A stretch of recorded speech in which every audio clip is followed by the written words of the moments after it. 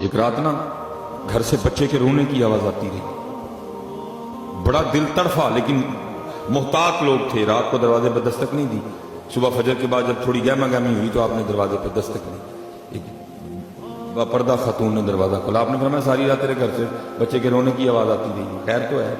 اس نے کہا میرا خاوند تجارت پہ گیا ہوا ہے، جو وقت دے کے گیا تھا نہیں آیا، اس کی غیر موجودگی میں میرے گھر بیٹا پیدا ہوا، جو وہ پیسے دے کے گیا تھا ختم ہو گئے ہیں، کئی دنوں سے بھوکی ہوں، سینہ کچھ ہو چکے، بچہ بھی بھوکا ہے، اور آج رات تو گھر کی یہ کنڈیشن تھی کہ دیے میں تیل ڈالنے کے پیسے بھی نہیں تھے، بچہ بھوکا بھی تھا، اندھیرے میں بھی تھا، ساری رات اس لیے روتا رہا۔ حضرت باجدید تڑپ اٹھے، او باجدید تو کل جا کے اللہ اور اللہ کے رسول کو کیا منہ دکھائے گا؟ تو ساری رات نفل پڑھتا رہا اور بچہ بھوک سے اور اندھیرے سے روتا رہا۔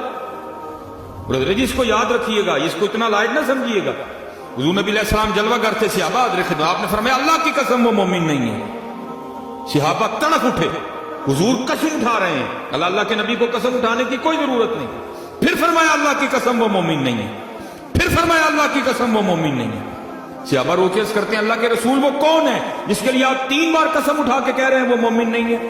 آپ نے فرمایا وہ شخص جس کے کسی کام کی وجہ سے اس کا ہمسایہ پریشان ہو جائے۔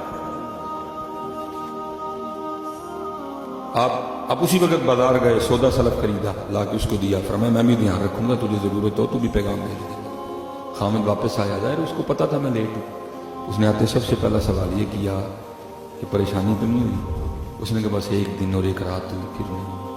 اس نے کہا 1 دن اور 1 رات ہوئی، پھر کیوں نہیں ہوئی؟ اس نے ساری بات بتائی۔ اور وہ کہتا ہے چلو میرا بھی حق بنتا ہے کہ میں حضرت باجدید کا شکریہ ادا کروں۔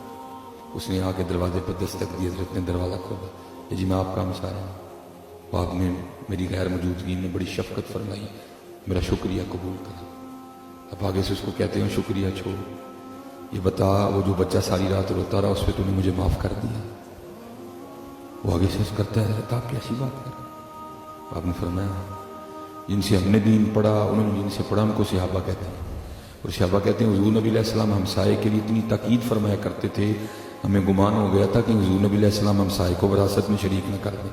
وہ باجدید ساری رات نفلیں پڑے اور چھوٹا سا بچہ ساری رات بھوک اور اندھیرے سے روتا رہا، میں کل جا کے اللہ اور اللہ کے رسول کو کیا منہ دکھاؤں گا؟ تو شکریہ کو چھوڑ، بس یہ بتا دل سے معاف کر دیا؟